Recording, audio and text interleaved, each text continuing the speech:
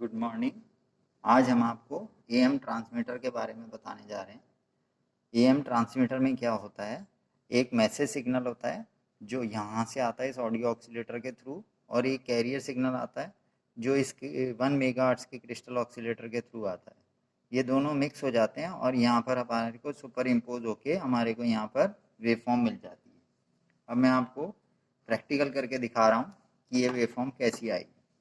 सबसे पहले हमारे को क्या करना है, इसको ज़ीरो, जहाँ भी ज़ीरो लिखा हुआ है या ग्राउंड लिखा हुआ है तो उसके ऊपर हमने ये ब्लैक वाली प्रॉप को लगा देना है, CRO। ठीक है, ये मैंने ऑन कर दिया किट को। यहाँ से किट ऑन होगा, यहाँ से किट ऑन होगा। ठीक है, ये किट ऑन कर दिया। अब देखो ये जो ऑडियो ऑक्सीलेटर है ये आपका क्या करेगा, खुद ही अपनी वेवफॉर्म, ऑक्सीलेटर का मतलब क्या है कि वो खुद की अपनी वेवफॉर्म जनरेट करता है। तो यहाँ पर जब मैं जिसको चेक करूँगा तो देखो आप CRO पे देखो, यहाँ CRO पे आपको वेवफॉर्म दिख रही है, ये वेवफॉर्म है, ये इसका एम्पलीट्यूड है। आपको हमने पहले बताया था ये एम्पलीट्यूड है और ये फ्रीक्वेंसी होती है।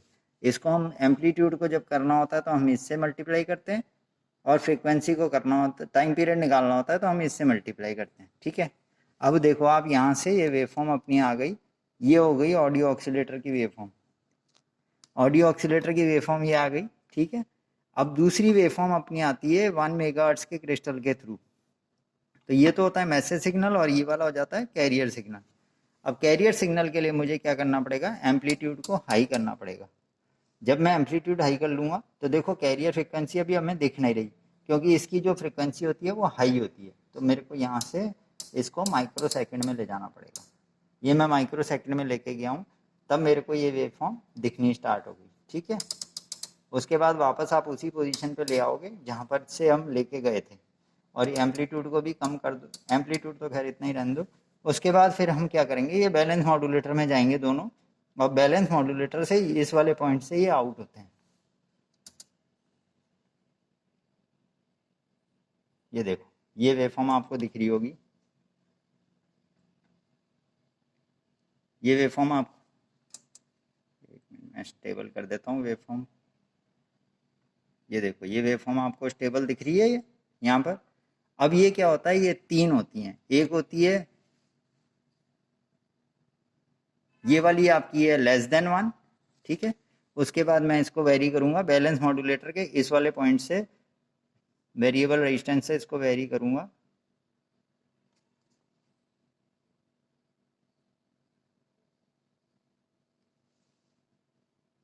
ये देखो ये दोनों टच हो गए, तो ये क्या कहता है, वी मिनिमम 0 हो जाता है और ये वी मैक्सिमम कहलाता है। तो वी मैक्सिमम अपॉन वी मिन होता है।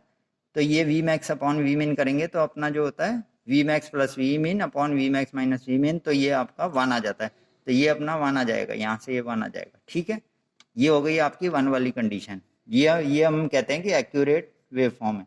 उसके बाद एक और होती है, ये होती है ओवरलैपिंग।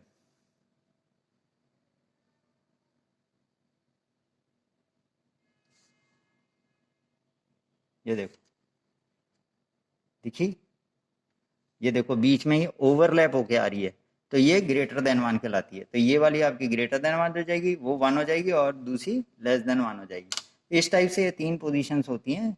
मगर जब हम रिसीवर में वेव फॉर्म लेना चाहते हैं तो हम क्या करते हैं, इसको 0 लेवल वाली वेव फॉर्म को आगे लेके जाते हैं। अब आप देखो उसके बाद हम क्या करेंगे, यहाँ से तो आपका मॉड्यूलेशन, मॉड्यूलेटेड वेवफॉर्म आ गई। इसे हम वेवफॉर्म को हम क्या बोलते हैं, मॉड्यूलेटेड वेवफॉर्म, जो मैंने अभी आपको दिखाई। अब उसके बाद हम क्या करेंगे, ये ग्राउंड 0 से इसके ग्राउंड में जोड़ देंगे। ठीक है, ये ग्राउंड से ग्राउंड जोड़ दिया।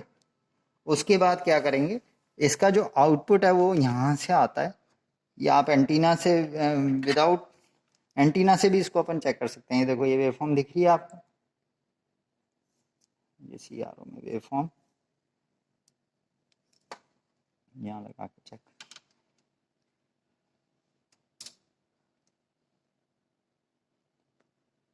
देखो ये वेवफॉर्म दिख रही है आपको CRO में। ठीक है, उस वेवफॉर्म को हमें क्या करना है, यहाँ से इसके RX इनपुट में दे देना है। यहाँ पर RX इनपुट आ रखा है, मैं इसको थोड़ा सा कुछ उधर खिसका देता हूँ ताकि आपको दिखने में प्रॉब्लम नहीं आए। ये यहाँ पर आर एक्स इनपुट में दे दिया, ठीक है, ये आर एक्स इनपुट में दे दिया। उसके बाद क्या होता है, ये आर एफ एम्पलीफायर होता है जो इस सिग्नल को एम्पलीफाई करता है।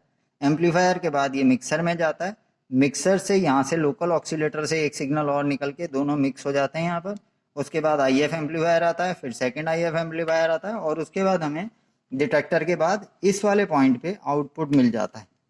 तो जब मैं इस किट को ऑन करूँगा और इस पॉइंट पे अपन आउटपुट चेक करेंगे,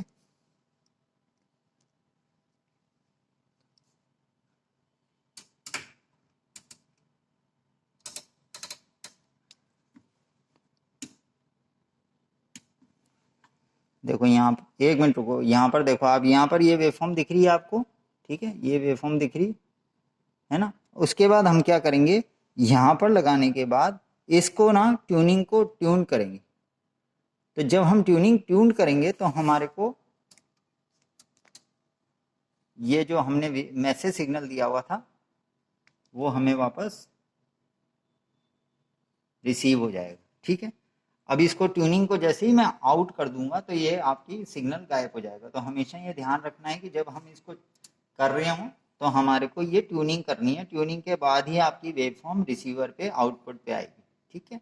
इस टाइप से ये पूरा प्रैक्टिकल एएम ट्रांसमीटर रिसीवर का हो जाता है। Okay, thanks.